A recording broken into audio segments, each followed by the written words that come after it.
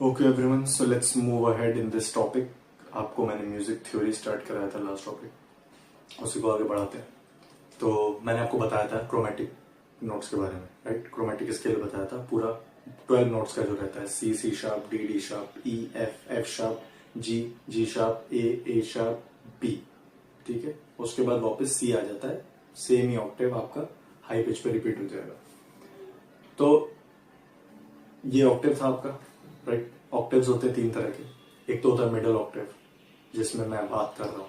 एक होता है थोड़ा मैं बेस में बात करूँ जाके, ये हो गया लोअर ऑक्टेव।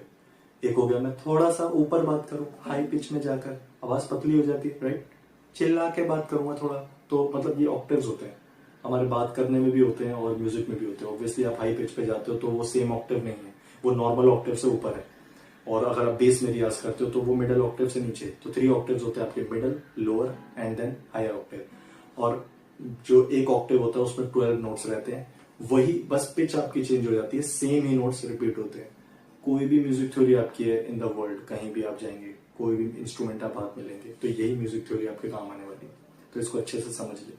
मैंने बताया था शार्प। शार्प मतलब होता है कोई नोट अपनी जगह से थोड़ा सा चढ़ा हुआ है ऊपर। लाइक सी है, अगर सी नोट है तो सी और डी के बीच में है सी शार्प, तो सी के लिए वो शार्प है, मतलब सी नोट ही है, वो हल्का सा चढ़ा हुआ है, राइट। तो सी शार्प हो गया, सी के लिए शार्प हो गया। और डी से वो थोड़ा सा उतरा हुआ है, डी से नीचे है, तो वो डी के लिए हो गया डी फ्लैट। फ्लैट हम स्मॉल बी से डिनोट करते हैं, मैं लिख दूंगा, आपको जैसा भी ठीक लगे नोट कर लीजिएगा। तो स्मॉल बी होता है आपका फ्लैट और शार्प होता है आपका हैश का साइन होता है, ठीक है।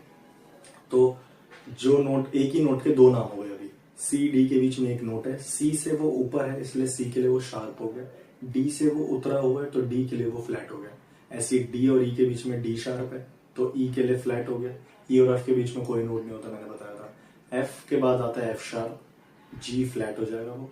जी के बाद आता है जी शार्प, जो कि नेक्स्ट ए के लिए ए फ्लैट हो जाएगा। फिर आता है ए के बाद ए शार्प, जो बी के लिए बी फ्लैट हो जाएगा। और फिर बी और सी के बीच में कोई नोट नहीं होता।